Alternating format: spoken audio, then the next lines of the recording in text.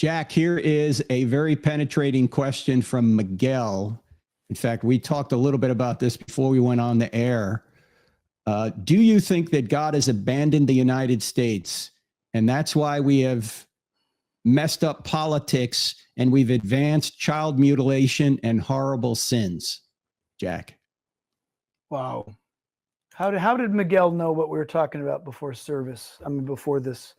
Miguel, I would commend to you to read Deuteronomy chapter 28 all the way through, nice and slow.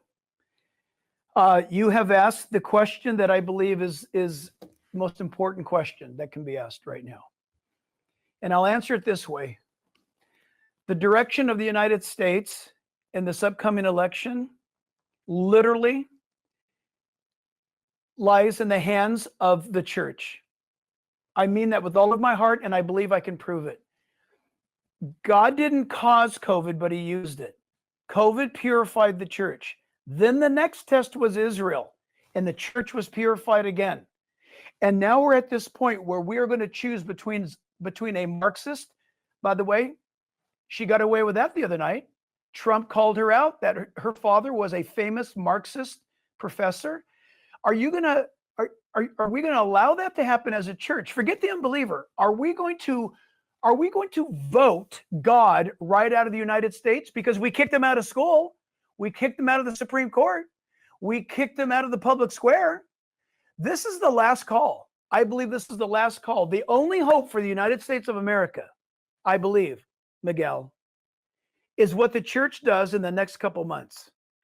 Does she even care enough to vote wisely in a way that might honor God, or just decide to go to the beach and surf that day or go fishing instead? Almost half of evangelicals don't vote. Almost half. Apathy. I submit to you, Jack, that if you take a biblical view of morality and you vote a biblical view of morality with regard to the policies that the candidates are going to put in place, that you don't need to convince one moderate, you don't need to convince one liberal, you don't need to convince one leftist, you just need to convince the church to vote biblically, and many of our political problems will be solved. But let me hasten to add one other thing.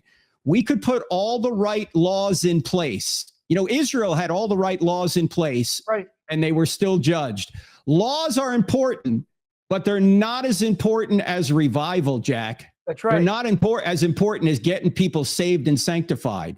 We've got to do both. We can't just do one or the other. We have to do both. You know, our mutual friend Charlie Kirk puts it this way. He says, the most important thing is that we can lead people to become disciples of Jesus. The second most important thing is that we have the freedom to do the first thing. That's right. The most important thing.